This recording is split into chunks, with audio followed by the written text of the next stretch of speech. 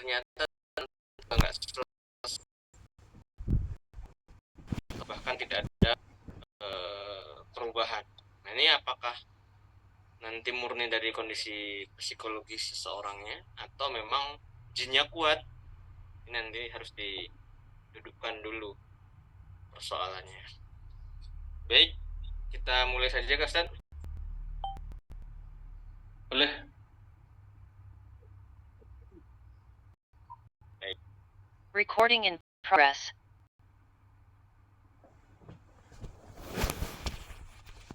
Assalamualaikum warahmatullahi wabarakatuh. Alhamdulillahilladzi anzala as-sakinata fi qulubil mu'minin liyazdadu imanan. Asyhadu an la ilaha illallah wahdahu la syarika lahu wa asyhadu anna Muhammadan abduhu wa rasuluh. Allahumma shalli wa sallim ala hadzal nabiyil kiram wa rasulil azim wa ala alihi wa sahbihi ajmain wa man tabi'ahum bi ihsanin ila yaumiddin. Alhamdulillah, puji syukur kita panjatkan kehadirat Allah Subhanahu wa taala yang telah memberikan karunia berupa kenikmatan, nikmat iman, nikmat Islam, nikmat waktu luang sehingga kita bisa bermajelis di pagi hari ini seperti biasa, majelis online ya, dalam aktivitas atau kebiasaan kita dalam kajian subuh yang insya Allah hari ini akan membahas tema tentang histeria ya, histeria atau kesurupan psikis. Apakah ini nanti ada non medisnya? Apakah di antara keduanya? Karena banyak kasus-kasus nanti di lapangan yang sering kita temukan bahwasanya situasinya atau kondisinya mirip orang yang kesurupan. Bukan mirip kesurupan ya, nampaknya memang begitu. Tetapi nanti ada beberapa kondisi yang memang kita tidak bisa tangani dengan beberapa metode atau tindakan saja.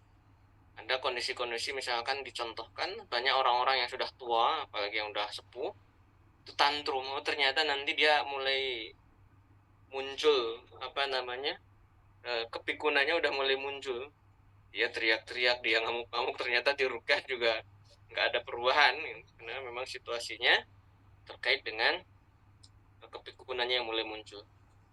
Salawat serta salam semoga terlimpah curahkan kepada junjungan Nabi besar Muhammad sallallahu alaihi wasallam, kepada para keluarga, kepada para sahabat, tabi'in, tabi'ut tabi'in, dan mudah-mudahan sampai kepada kita semua yang senantiasa berharap syafaat beliau kelak di yaumil hisab. Teman-teman semuanya, seperti biasa, insya Allah agendanya sampai jam 6.30 ya, buat agenda setiap pagi, rutin di hari Sabtu dan Selasa. Mudah-mudahan nanti buat kita semuanya Allah mudahkan untuk mengikuti aktivitas ini ya. Seperti biasa mengingatkan bahwasanya untuk mensupport aktivitas ini buat kita semua, silahkan di layar ada QRIS. Siapa tahu ada yang membutuhkan, di screenshot. Mudah-mudahan apa yang kita upayakan di dalam kebaikan ini bisa mendatangkan kebaikan-kebaikan yang lain insyaallah. Ya, silahkan di screenshot, di save terkait dengan QRIS atau rekeningnya. Silahkan kalau mau mensupport aktivitas KRM, insya Allah rekaman ada, tetapi nanti ketika sudah mengakses rekaman via link ID dan itu berbayar. Jadi kalau mau yang gratis, silahkan disimak secara live atau secara langsung setiap hari Selasa dan Sabtu jam 5.30 sampai jam 6.30. Baik, buat teman-teman semuanya yang berikutnya menginformasikan buat yang sudah merencanakan umroh tahun ini, sekali lagi, siapa tahu ada yang sudah merencanakan atau bahkan bersiap-siap. Mudah-mudahan dimudahkan oleh Allah ya sampai urusannya selesai, dan kami memberikan sebuah penawaran umroh bersama QRM, bersama Ustaz Nadif. Ya, di sini ada dua paket ya. Paket di sini bedanya cuma di hotel saja, pesawat, kemudian kereta cepat itu semuanya sama. Yang membedakan cuma hotelnya saja. Mudah-mudahan teman-teman semua yang di sini, yang hadir di majelis ini, Allah undang ke tanah suci dan mudah-mudahan Allah mudahkan kita pergi bersama insyaallah. Yang berikutnya, informasi ini buat teman-teman yang mau mengikuti kajian malam. Insyaallah hari Kamis kita akan membahas tentang bahasan-bahasan yang lebih dalam lagi ya, terkait terkait dengan metafisika atau terkait dengan kesurupan pun nanti mungkin akan terbahas lagi ya di sana ketika nanti di bahasan ini belum maksimal semuanya. Insya Allah di kajian ini akan terbahas lebih dalam lagi insya Allah. Temanya Al-Quran dan metafisika dari perspektif yang berbeda dalam menghadapi problem kesehatan mental. Jadi buat teman-teman semuanya, ada kasus-kasus nanti yang menganggap masalah mental itu nanti hanya fokus kepada gangguan jin atau gangguan setan semata atau gangguan metafisika, tetapi nanti kadangkala di antara itu ada hal yang lain. Misalkan apakah murni psikologis atau memang di antara keduanya. Baik, buat teman-teman semuanya, yang berikutnya mengingatkan bahwasannya untuk senantiasa meluruskan niatnya semata-mata karena Allah.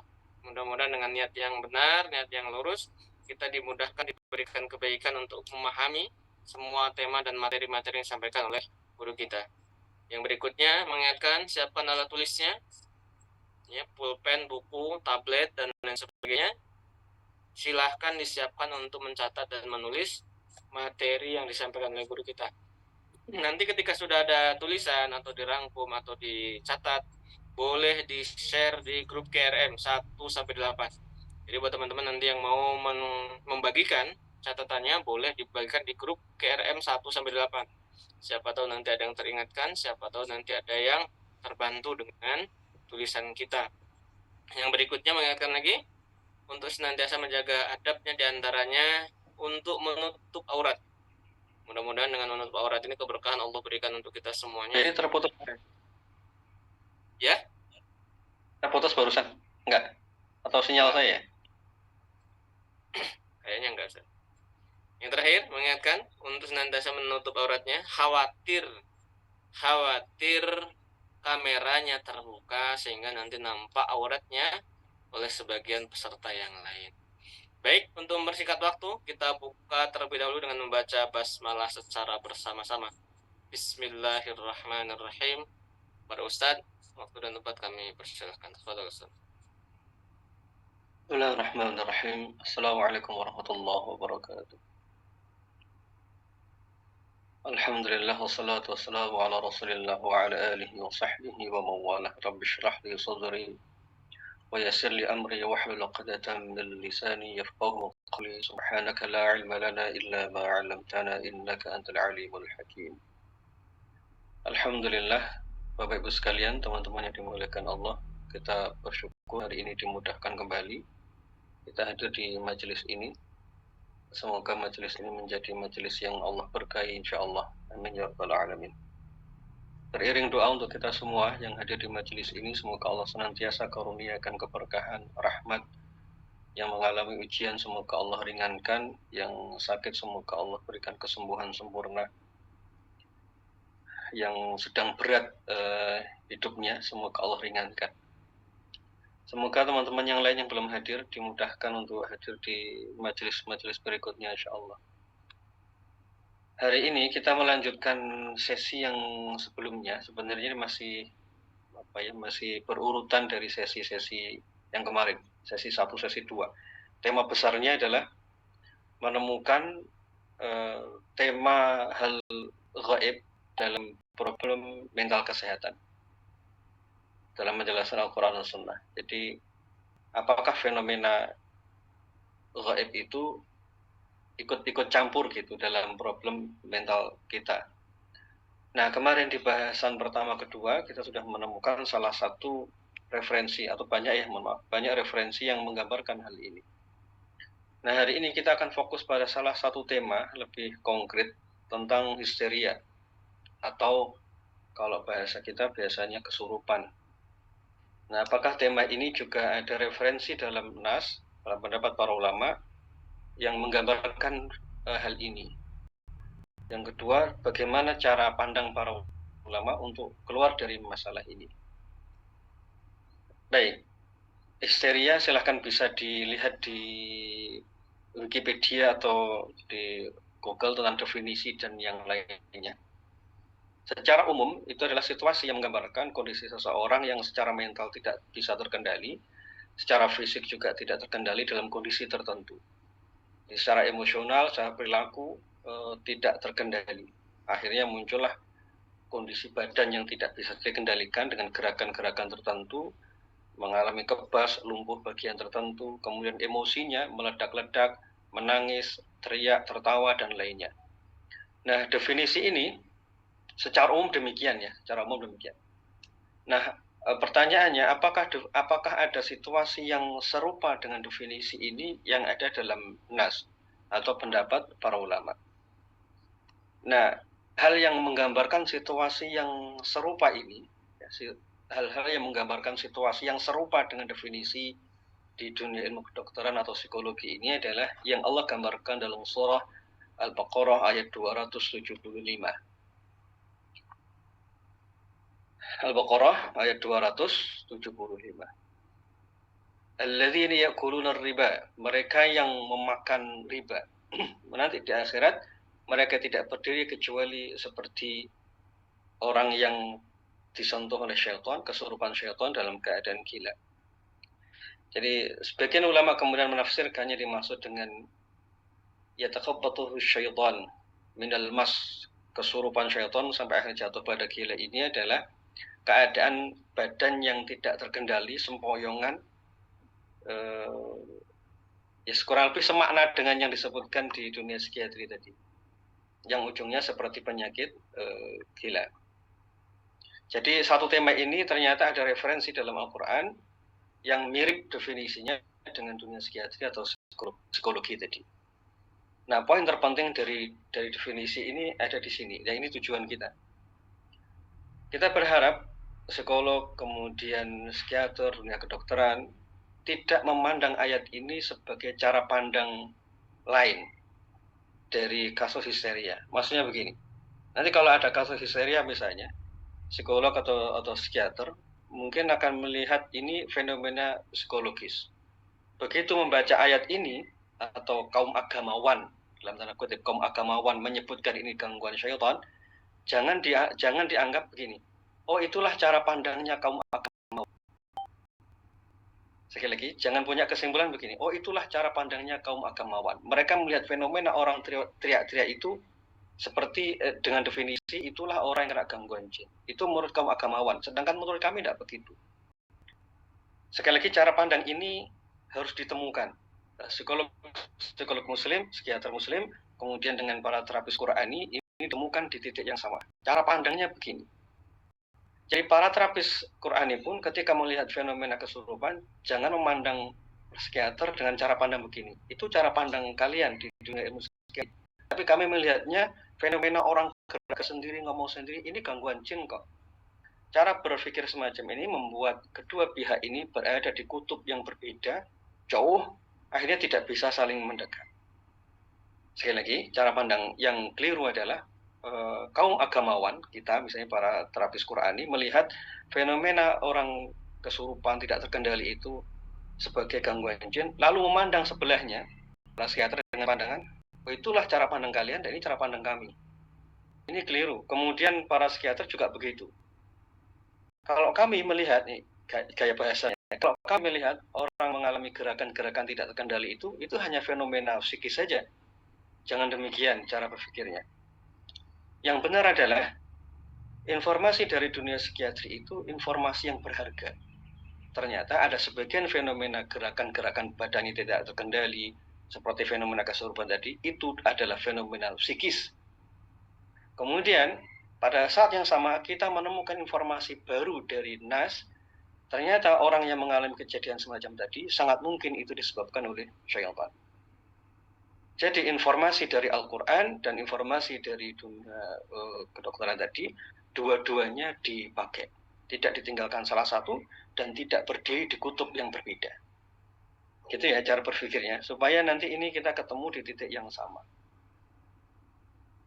Kenapa cara bersikapnya demikian? Sebagaimana ilmu pengetahuan modern diproses dengan sangat detail, kemudian diuji berulang-ulang kali sampai muncul teori dan kesimpulan. Dalam nas pun demikian. Al-Quran itu sangat terjaga. 1400 tahun yang lalu sampai sekarang, satu huruf pun tidak ada yang berubah. Jadi kalau misalnya kita sebut penelitian di dunia psikiatri itu sangat valid, terjaga otentiknya, kemudian dengan eksperimental sangat meyakinkan, maka kita juga bisa punya kesimpulan yang sama bahwa Al-Quran ini dengan proses 1500 tahun lamanya ini tidak pernah berubah satu ayat pun. Berarti ini proses yang sangat ilmiah. Jadi statusnya sama-sama ilmiah. Maka cara berpikirnya sekali lagi, kalau kita temukan kasus histeria, kita bisa mengambil dua cara pandang ini jadi satu. Maksudnya nanti akan ada penggabungan metode ini, nanti disebutkan Ibnu Qayyim di Zadul Ma'ad. Nanti ya, bahasanya ini adalah cara memahami ayat ini. Kita para psikiater, psikolog jangan memandang ayat itu seperti begini. Saya ulang ya. Oh, itulah cara pandangnya kaum agamawan terhadap kesurupan. Itu kesannya jadi para terapis Quran ini jadi seperti kelihatan kolot banget. Tidak kesannya begini. Ini cara pandang justru adalah ternyata ada informasi lain ya yang menggambarkan fenomena ini itu dari Al-Quran dan cara meletakkan perkaranya. Kemudian yang kedua ayat ini kita menggambarkan mana orang kesurupan. Kata gila kesurupan karena syaitan, gila karena syaitan. Jelas urutannya gangguan mental yang disebutkan oleh syaitan. Fenomena ini sebagai contoh dalam Al-Quran untuk menggambarkan orang kesurupan. Artinya fenomena itu ada. Kita paham pelan-pelan ayatnya ya. Jadi orang-orang pemakan riba itu di akhirat nanti mereka akan berdiri sempoyongan kayak orang kesurupan.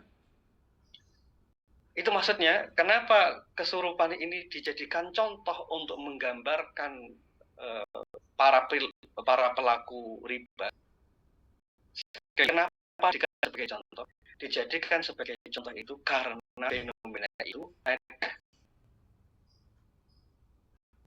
Sekali lagi dijadikan contoh itu karena fenomena itu sudah dikenal di masyarakat, sudah dikenal di masa itu, sudah dikenal di masa sekarang, fenomena itu ada, maka istilah itu dipakai dalam Al-Quran sebagai contoh. Jadi maksudnya disebut sebagai contoh itu karena ada, gitu maksudnya. Jadi inilah gambaran Al-Quran. Al-Quran mengabarkan kepada kita salah satu term istilah, yaitu kesurupan itu. Kenapa dipakai sebagai contoh? Karena itu fenomena yang ada. Sebagaimana kita dicontohkan dalam nas misalnya ada tentang nyamuk, ya karena nyamuk itu ada. Dicontohkan tentang laba-laba, ya laba-laba itu memang ada. Nah, sebagaimana dicontohkan tentang kesurupan, itu artinya itu fenomena yang ada, bukan karangan. Itu untuk memudahkan pemahaman kita tentang efek dari riba tadi. Jadi demikian akhirnya ayat ini dipakai sebagai dalil oleh para ulama untuk menyebutkan, untuk memastikan bahwa fenomena kesurupan itu memang betul-betul ada dalam nas. Itu ya cara memahaminya. Baik, ini referensi yang pertama yang ada dalam surah Al-Baqarah ayat 275. Mudah-mudahan bisa difahami ya maksudnya ya, cara Al-Quran mengambil tamsil, mengambil contoh. Jadi diambilnya contoh itu karena itu memang realita gitu maksudnya. Atau menunjukkan bahwa hal itu memang benar ada. Kemudian yang kedua, referensi berikutnya adalah hadis yang pertemuan kemarin kita bahas, yaitu kisahnya Ummu Zulfar, yang dia datang kepada Nabi Shallallahu Alaihi Wasallam dalam keadaan beliau mengalami fenomena ini. Dia mengalami fenomena ini, yaitu badan tidak terkendali hingga auratnya tersingkap, hilang kesadaran pada sebagian kasusnya. Ini mirip banget dengan definisi histeria. Datanglah beliau kepada Nabi Shallallahu Alaihi Wasallam untuk didoakan. Singkat cerita, Nabi kemudian menawari perempuan mulia ini dengan dua pilihan. Kamu saya doakan semoga sembuh, atau engkau bersabar lalu mendapatkan surga. Perempuan ini kemudian memilih untuk didoakan oleh Nabi mendapatkan surga. Yaitu didoakan supaya tidak tersingkap auratnya, dan beliau memilih sabar. Nah, dari kisah ini kemudian Ibnu Qayyim al-Jauziyah menjelaskan yang terjadi pada wanita ini ada dua kemungkinan. Meskipun Ibnu Hajar Asqalani dan yang lainnya menyimpulkan dengan detail final bahwa yang dialami oleh Ummu Zulfar itu adalah fenomena gangguan syaitan, bukan fenomena psikis. Tapi yang disebutkan oleh Ibnu Qayyim al-Jauziyah masih ada dua kemungkinan.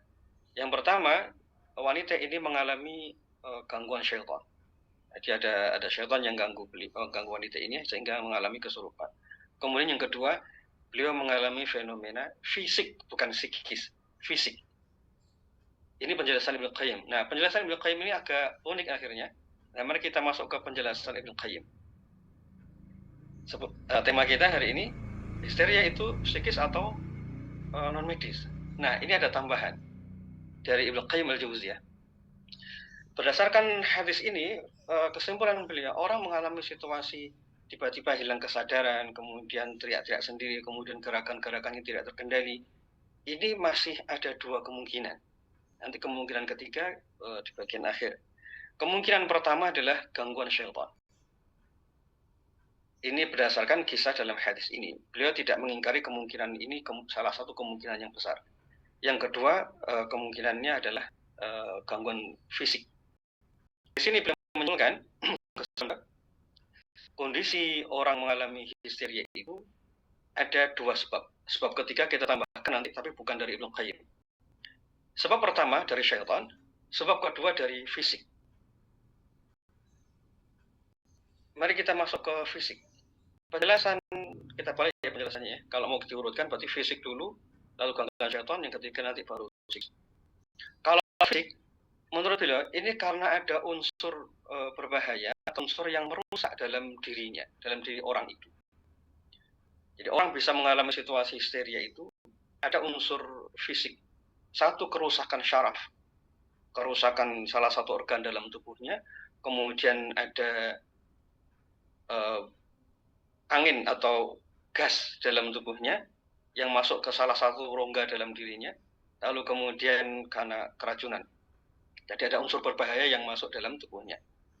Nah, tiga hal ini yang disebutkan oleh Ibnu Qayyim al-Jauziyah, yang itu bisa menyebabkan seseorang mengalami respon persis seperti orang kena kesurupan. Jadi ada problem fisik. Jadi ada masalah syaraf, kemudian ada masalah gas di badan, yang entah gimana prosesnya, beliau juga tidak menjelaskan di Zadul Ma'ad. Jelas ada gas gitu saja yang masuk ke sebagian saraf-sarafnya, masuk ke rongga-rongga di dalam tubuhnya. Kemudian yang ketiga baru ada racun atau hal yang berbahaya yang sudah bersembunyi di badannya. Nah, teman sekalian, kalau demikian ini, maka terapinya justru harus terapi fisik. Makanya untuk teman-teman yang mengalami, gangguan berupa histeria misalnya, kalau ternyata ada problem fisik ini, datanglah ke dokter untuk dicek. Makanya rata-rata orang yang mengalami ini nanti ada masalah di, coba kita contoh satu persatu ya. Yang kata Ibnu Qayyim misalnya ada gas itu. Rata-rata teman-teman yang mengalami kecemasan berlebihan, kemudian sampai terjadi halusinasi, kemudian migrain, terus badannya limbung, ya seperti kesurupan gitulah. Itu di sebagian besarnya ada problem di lambung, ada GERD atau asam lambungnya berlebihan gitu ya, betul ya, rata-rata gitu. Coba dicek deh teman-teman pernah mengalami kesurupan ya? Apakah betul di lambungnya ada problem ini? Kalau iya, berarti fokuslah ke sini dulu, karena ini termasuk dalam penjelasan Ibnu Qayyim al-Jauziyah tadi. Baik, ini penjelasan ini problem pertama. Kemudian racun atau unsur yang ada di badan. Saya beberapa kali nemuin kasus orang yang mengira dirinya itu kena gangguan jin, sehingga dia mengalami kecemasan, mengalami halusinasi, macam-macam begitu. Terus akhirnya saya tanya apakah pernah, mengkonsumsi obat menaun. Tahu ya obat menaun yang pokoknya bertahun-tahun konsumsi obat gitu. 2, apakah pernah minum minuman keras? 3, apakah pernah narkoba? Waktu di ruqyah gimana? Waktu di ruqyah reaksinya panas, seperti orang kena gangguan jin, mirip banget. Nah, ini tadi yang terjadi pada si fulan inilah yang kedua disebutkan Ibnu Qayyim itu. Jadi dia ada unsur berbahaya dalam tubuhnya yang harus diselesaikan terlebih dahulu. Nah, yang begini perlu detoksifikasi. Ya, perlu dipekam, perlu minum herbal atau yang terserah, itu silahkan datang ke terapis yang faham. Cuman cara berpikirnya demikian. Nah, yang berikutnya masalah syaraf ya. Masalah syaraf nanti silahkan dicek ke dokter. Mungkin di MRI gitu misalnya di otak apakah ada sesuatu masalah. Poinnya begini. Jadi ini adalah problem yang secara fisik memang ada di badannya. Nah, khusus poin ini, beliau kemudian ada satu penggal kalimat yang buat kita perlu merenung ya. Beliau menyebutkan kalau yang mengalami ini usianya lebih dari 25 tahun, itu akan panjang prosesnya. Akan prosesnya jadi panjang. Saya tidak tahu gimana penjelasannya, karena beliau hanya menyebutkan demikian. Kalau usianya 25 tahun ke atas, ini akan prosesnya lebih panjang untuk terapi, untuk problem yang pertama ini. Nah, tapi ini karena fisik itu kan temuan beliau di masa itu. Maksudnya ya hari ini pun bisa berubah. Maksudnya ini temuan fisik itu tidak ada bukan nas. Jadi temuan yang bisa berubah seiring dengan perkembangan zaman. Ya mungkin di masa itu beliau menyimpulkan demikian, ya wajar lah. Cuman untuk di kasus-kasus hari ini insya Allah sih enggak. Model terapi obat sekarang sudah sangat banyak. Poin terpentingnya bagi kita yang tadi secara fisik betul-betul mengalami hal ini, ya harus datang ke dokter. Verbalis atau yang lainnya boleh, silahkan. Baik, ini definisi pertama disebutkan oleh Ibnu Qayyim al-Jauziyah tentang kasus kesurupan. Nah, yang kedua, kasus histeria itu murni non-medis. Penyumbatan pembuluh otak betul sekali. Sebagiannya masalah di ginjal juga bisa. Kemudian masalah di lambung juga bisa. Kemudian karena kalau anak-anak kecil panas yang tinggi juga bisa. Intinya ini masalah fisik ya. Jadi kalau kita ada problem fisik lalu mengalami histeria semacam ini, ya jangan terburu-buru saya kena jin gitu. Tunggu dulu. Jadi semua harus didudukkan sesuai dengan porsinya. Nah, yang kedua karena ulah dari syaitan. Nah, kalau yang jadi itu penjelasannya dari medis. Kalau yang kedua ini, Ibnu Qayyim al-Jauziyah menyebutkan dengan sangat detail. Beliau sampai bilang ini tidak bisa difahami kecuali dengan penjelasan Al-Quran dan Sunnah. Kalau gangguan syaitan ini, semua pengobatan yang sifatnya zahir jadi tidak akan berefek maksimal. Jadi orang kesurupan misalnya murni kena gangguan jin, dikasih obat penenang, itu tidak akan berpengaruh. Kalau dikasih obat penenang kok berpengaruh, itu berarti bukan gangguan jin murni. Gitu ya. Coba dicek ke kita semua. Saya habis ke dokter disontek kok ringan ya, kecemasannya hilang, kesurupannya reda. Oh, berarti itu bukan kesurupan. Bukan kesurupan gangguan jin murni. Penjelasan Ibnu Qayyim al-Jauziyah, kalau itu murni kena gangguan jin, obat itu tidak berpengaruh besar pada gangguan tadi. Ini tidak hanya Ibnu Qayyim, nanti di buku-buku yang lain juga menyebutkan referensi demikian. Nah, kalau ini non medis, maka cara terapinya hanya dengan Al-Quran dan Sunnah, dibacakan doa dan lainnya. Ini yang kedua. Jadi fenomena kesurupan itu real ada, disebutkan dalam Al-Quran dan Sunnah, dan penjelasan yang disebutkan oleh para ulama. Yang ketiga, sebelum yang ketiga, sebentar.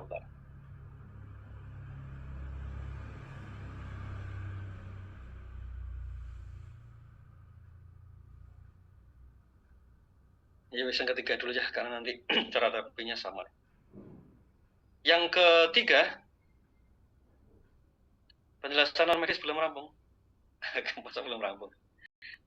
Baik, yang non medis tadi itu bersumber dari gangguan syaitan. Dari mana sebabnya itu tidak terlalu penting. Entah dari sihir bisa, dari ain hasad bisa, kemudian dari jinnya masuk dalam tubuh juga bisa. Terapinya hanya murni satu, baca Al-Quran, kemudian terapi spiritual biasa lah. Tahu ya, ruqyah syariah. Gini deh, terapinya ada di dua sisi untuk terapi spiritual. Yang pertama ada di diri si pasien, yang kedua di diri terapisnya. Ada dua syarat ini untuk terapi spiritual. Ini secara khusus disebutkan oleh Zadul Ma'ad. Orang yang mengalami problem histeria yang bersumber dari syaitan, satu pihak ini yang bernama pasien atau klien, dia harus punya pemahaman yang baik, keyakinan yang sempurna, tawakal yang sempurna. Jadi sisi jiwanya ini harus positif. Jadi obatnya adalah dari sisi pasiennya sendiri. Maka dalam pengobatan yang sifatnya non medis ini tidak bisa gantung nempel kepada terapisnya saja, tapi harus bersumber pada pihak kliennya. Ada keyakinan yang sempurna, ada tawakal yang sempurna, ada keimanan, tawakal, keimanan, kesabaran, kemudian ada pemahaman yang baik. Nanti kita bahas pemahaman yang baik ini. Jadi ini dari sisi nah, kemudian di terapis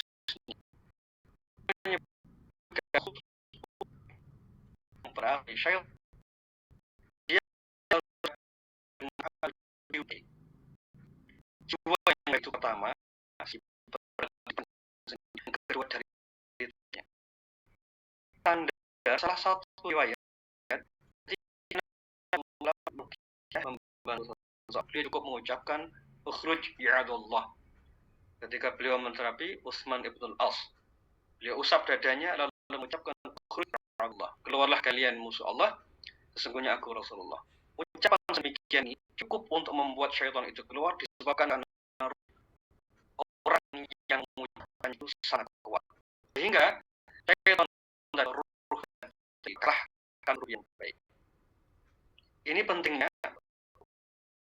yang sifatnya untuk di sini kita pihak kedua. Ya, sekali lagi kita memerlukan pihak kedua karena kemungkinannya begini. Ini syaratnya dua. Yang pertama kita sendiri sebagai klien, ruh kita harus kuat. Ada tawakal, iman, macam itu. Tapi kan faktanya kita ada emosi belum selesai, ibadah lagi datang bulan lagi sepanjang banget ya, pokoknya lagi nggak stabil gitu. Nah, dalam situasi macam ini maka kita memerlukan pertolongan orang lain. Ruh itu hanya bisa dilahkan oleh ruh yang baik. Ya, kurang lebih begitu kesimpulan yang disebutkan oleh Ibnu Qayyim al-Jauziyah. Nah, inilah kenapa akhirnya terapis datang ke ruqyah misalnya ini bermanfaat.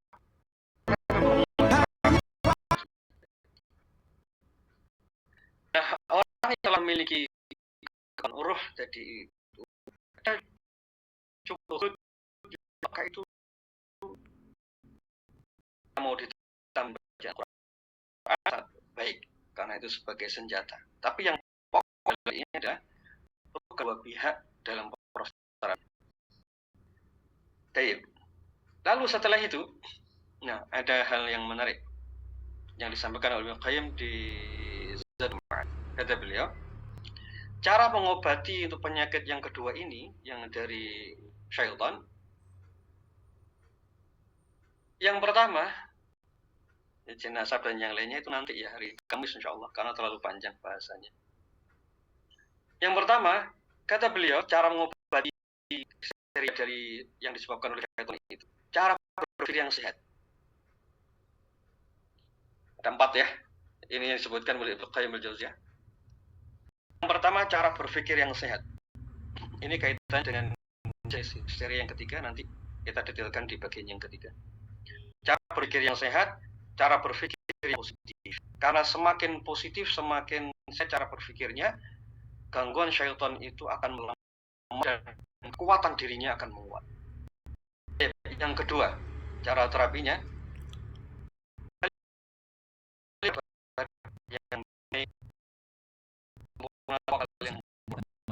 yang ketiga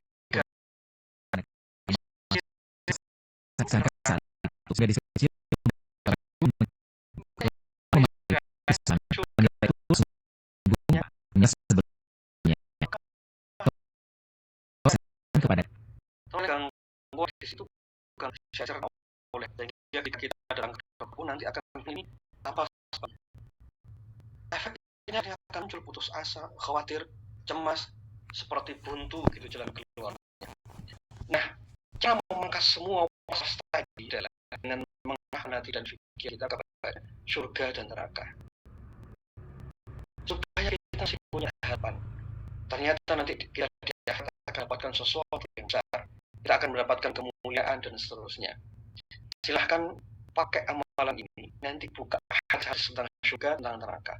Ini teman-teman yang mengalami histeria, nanti buka Al-Quran, buka hadis tentang surga dan neraka. Kalau justru stres itu berarti ada waswas syaitan. Karena mestinya tidak demikian. Jadi buka dua hadis tadi secara seimbang lalu baca. Kalau betul cara memahaminya, insya Allah itu gangguannya akan lepas. Nah, kalau ternyata semakin was-was, berarti antum perlu bimbingan. Kita perlu bimbingan orang lain untuk memahami hal itu. Baik, yang keempat, merenungkan hikmahnya. Merenungkan hikmah musibah. Hanya 4 ini. Cara berpikir yang sehat, kemudian menyempurnakan iman, mengalihkan pikiran ke akhirat. Yang keempat, merenungkan hikmah di balik musibah. 4 hal ini, kalau ini dijalani dengan baik, insya Allah mudah-mudahan kita akan keluar dari gangguan syaitan ini dengan sangat mudah. Bismillah, insya Allah. 4 ini. Saya yakin 4 ini prosesnya itu nggak gampang. Sekali lagi, 4 ini tidak akan gampang prosesnya. Tapi ya, mau tidak mau kita harus menjalaninya. Histeria masalah nanti ya, penjelasan itu nanti pelan-pelan. Sekarang histeria yang ketiga. Jadi histeria yang cara mengobatinya, saya ulangi cara mengobatinya. Kalau histeria dari gangguan syaitan, 1, berpikir sehat. Setelah ini kita bahas, berpikir positif. Kemudian kembali kepada keimanan, pelajari tema tentang keimanan. Kemudian alihkan pikiran kepada surga dan neraka. Yang keempat, mulailah untuk merenungkan hikmah dari musibah ini. Ini kalau dijadikan satu sebenarnya nanti ini hanya di poin pertama. Nanti setelah ini.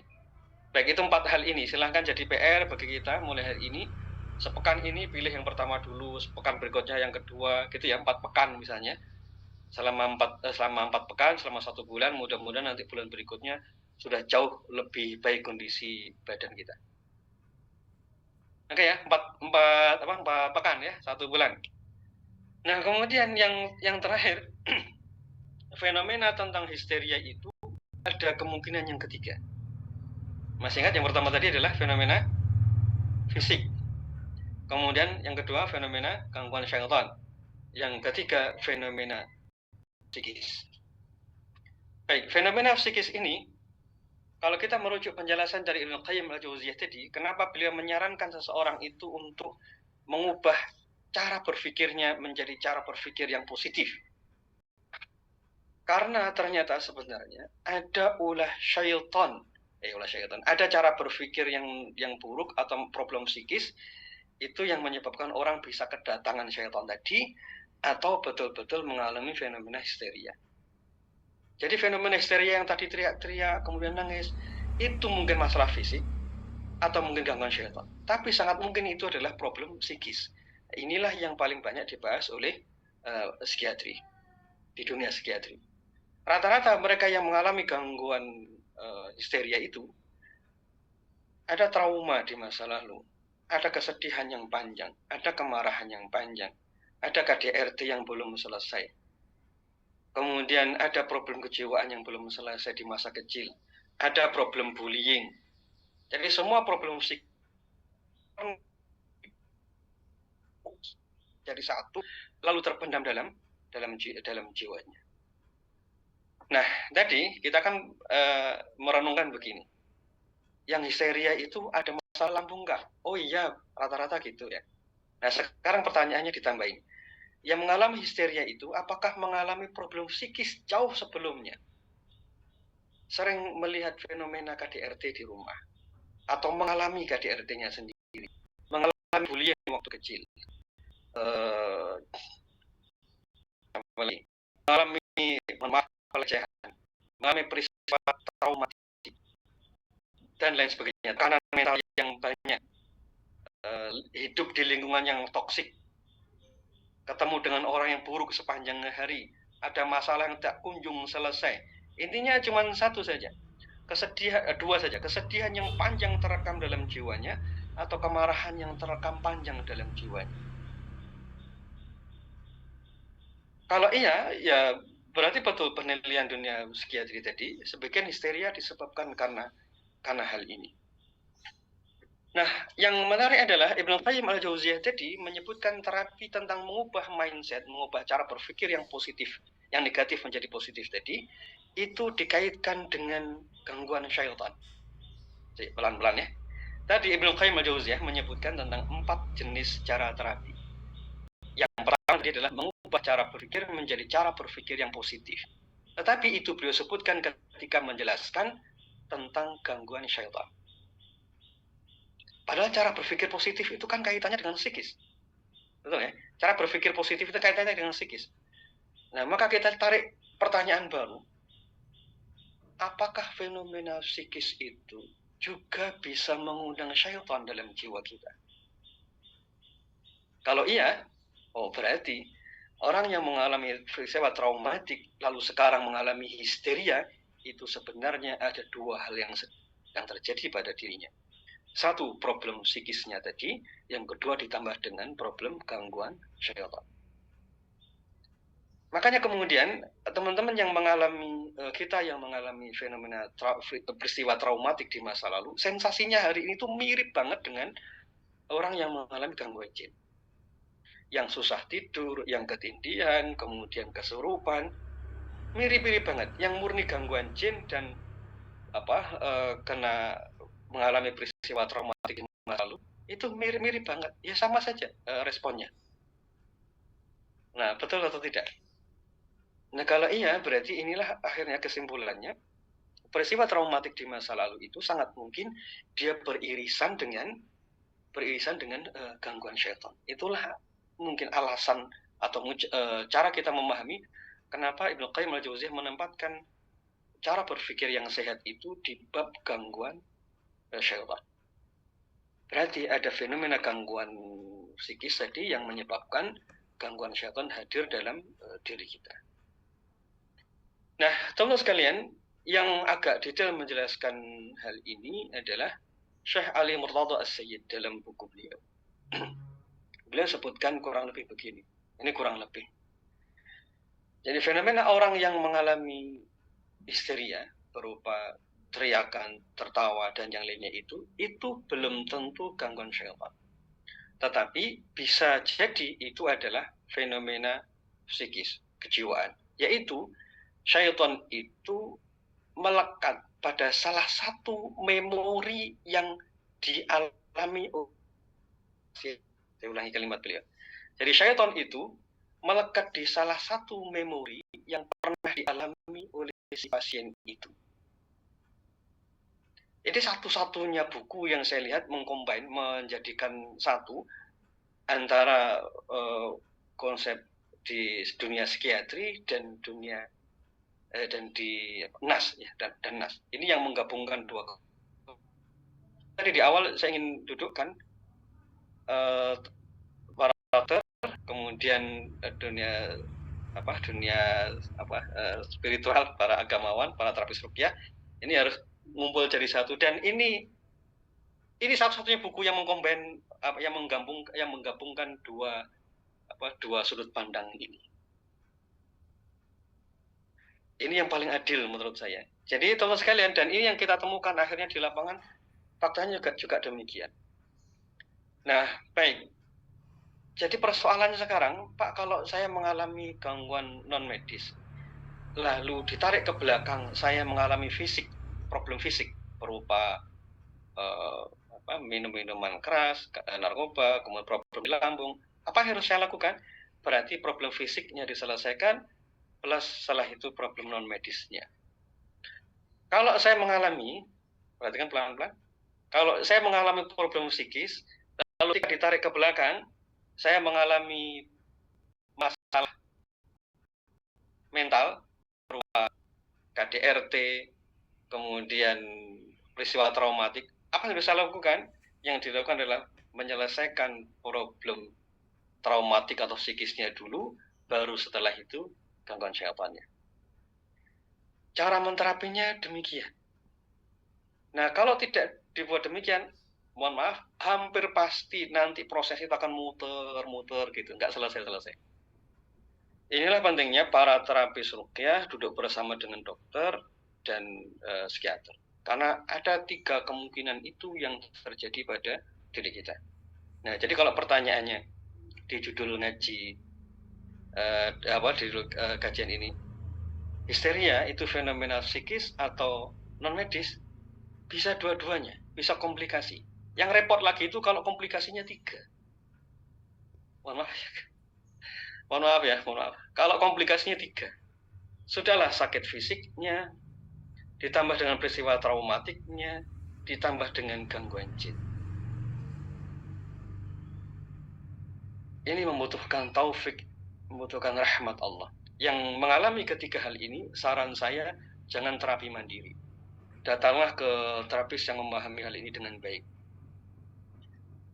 Begitu ya, ini konklusinya. Kalau sudah sepuh tentu akan jauh lebih rumit lagi. Ini pertanyaan di Zoom.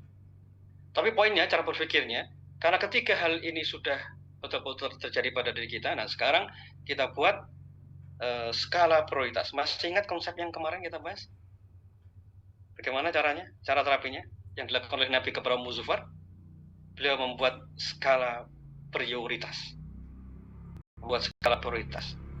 Nah, berarti kalau kita mengalami ketiga hal ini, skala prioritas harus dibuat. Kalau fisik plus non medis, dahulukan fisiknya, lalu non medisnya barengin. Psikis plus non medis, psikisnya dahulukan, non medisnya dibarengin, bukan dibalik. Baik, teman-teman sekalian yang dirahmati Allah, saya mengalami kayak ketiganya. Ya Bu, kalau ketiga halnya dialami, diurutkan. Kalau tiga-tiganya jadi satu, berarti urutannya psikis dulu, fisik, baru gangguan non medis.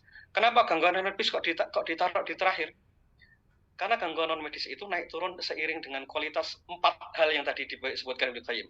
Kalau imannya naik, gangguan non medisnya itu mereda. Kalau ibadahnya naik, gangguannya mereda.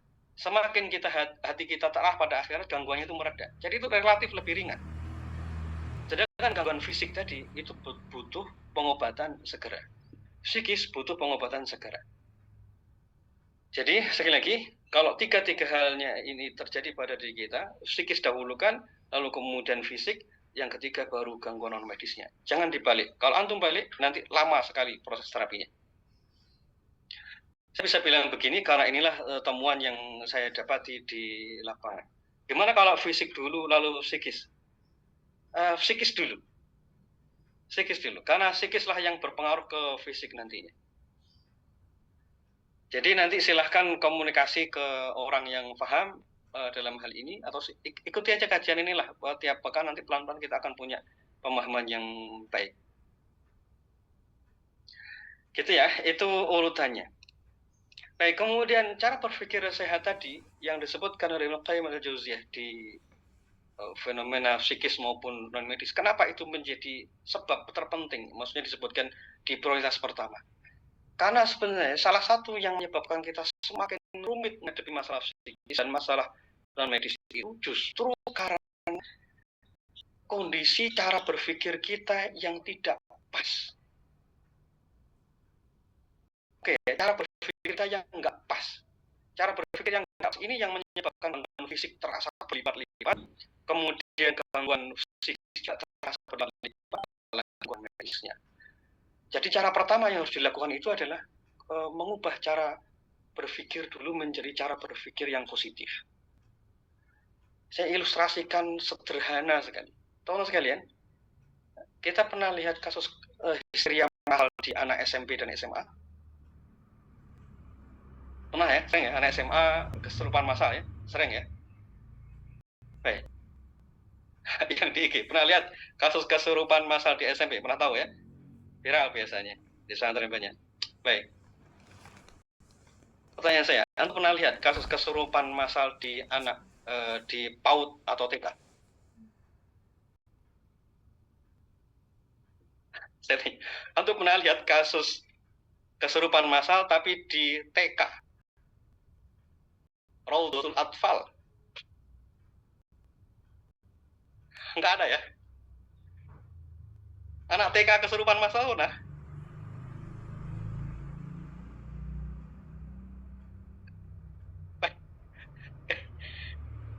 Sekarang pertanyaannya, ayo kita buat renungan sederhana saja.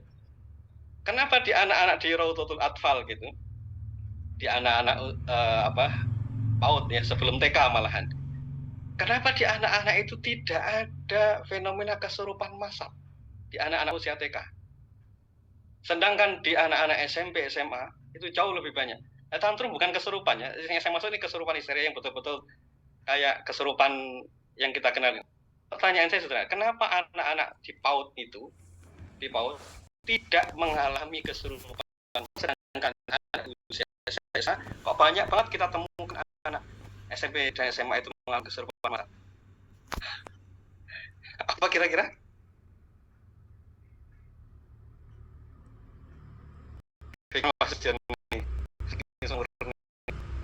Anak PAUD belum ada beban pikiran, belum mengalami trauma, belum balik, belum ada kekhawatiran, belum ada luka batin. Kalau kita menyadari di usia itu mereka tidak ada beban mental terlalu berat. Jadi misalnya konflik sama temannya misalnya berantem sama temannya, orang tuanya ikut berantem, pulang ke rumah anak itu sudah bermain dengan temannya, orang tuanya masih dongkol. Betul ya? Jadi anak tetangga berantem sama anak kita gitu, rebutan bola, nangis, gebuk-gebukan gitu, ngomel-ngomel. Orang tuanya belum selesai ngomel, sudah main. Betul ya?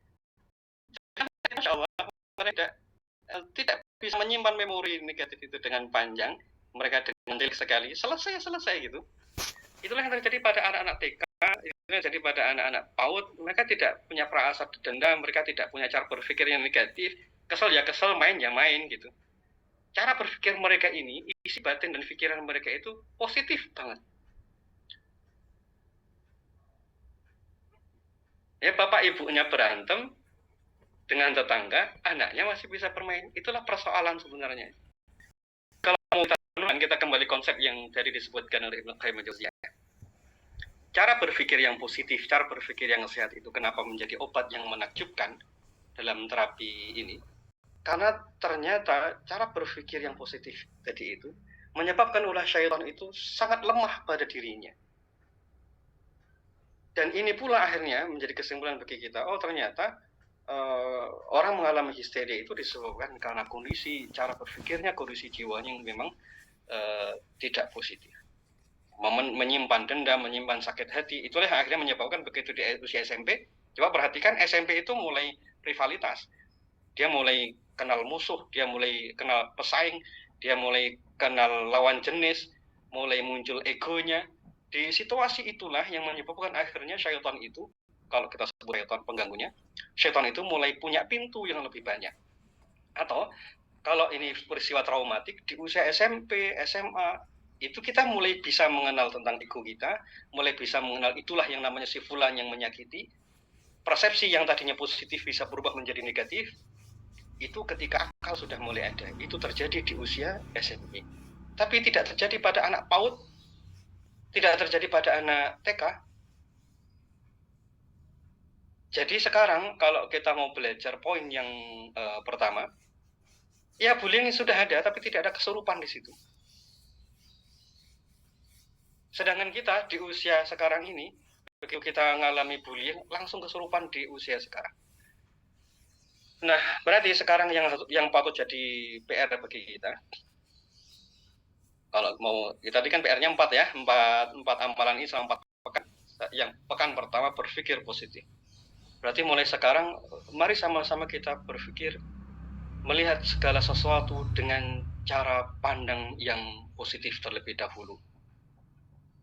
Cara pandang yang positif. Saya tidak akan tunjukkan dulu bagaimana caranya. Saya ingin bahas kepada antum sekalian, ujung dari semua bahasan kita nanti itu adalah kita harus tetap melihat semua hal itu positif dalam batin kita. Jadi Pak, saya sekarang alami bullying. Bismillah, ayo berjuang melangkah melihat proses bullying ini dengan cara pandang yang positif. Pak, saya kena gangguan sihir. Dilihat dulu dengan sudut pandang positif. Sekarang PR-nya adalah latihan melihat segala sesuatu dengan positif. Lapang isi pikiran, lapang isi batin kita. Pak, saya kalau membaca tema hal gaib, pusing pikiran saya. Nggak usah dibaca. Pak, saya kalau membaca orang yang bad mood itu nulis di medsos, saya ikut bad mood. Berarti nggak usah dibaca. Pak, saya kalau dengar ucapan orang itu negatif, saya nggak suka. Nggak usah dibaca. Gitu ya, cara berpikirnya mulai sekarang, tinggalkan terapinya dulu. Mohon maaf, ini agak ekstrimnya. Yang mengalami problem psikis dan problem gangguan non medis, letakkan dulu semua proses terapinya, sekarang fokus dulu menguatkan isi pikiran kita secara positif. Isi pikiran kita dengan positif. Nanti tiba-tiba punya kekuatan besar banget. Nanti setelah itu biasanya ketika dilakukan nggak akan ada reaksi sama sekali. Oke, sampai sini paham ya? Ini bagian yang pertama. Nonton drama. Jangan. Baik, 4 hal tadi. Yang pertama adalah mengubah isi pikiran kita yang negatif menjadi positif. Yang kedua, kembali pada keimanan. Yang ketiga, mengarahkan pada surga dan neraka. Yang keempat, merenungkan hikmah. Baik, pertanyaan saya, apakah ada kendala di poin yang pertama? Mengubah cara berpikir menjadi positif. Apakah ada kendala?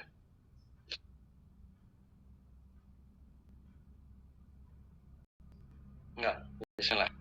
Jadi sekarang kita arahkan ke sana, teman-teman yang tadi nulis di chat dan seperti menyimpulkan ini sendiri, nanti kan menyimpulkan, karena semakin antum menyimpulkan nanti semakin resah. Pak, saya begini, saya kena ini. Enggak usah, pokoknya positif ya. Saya butuh ini, enggak, pokoknya positif. Bagaimana caranya? Nikmati karunia Allah yang ada sekarang.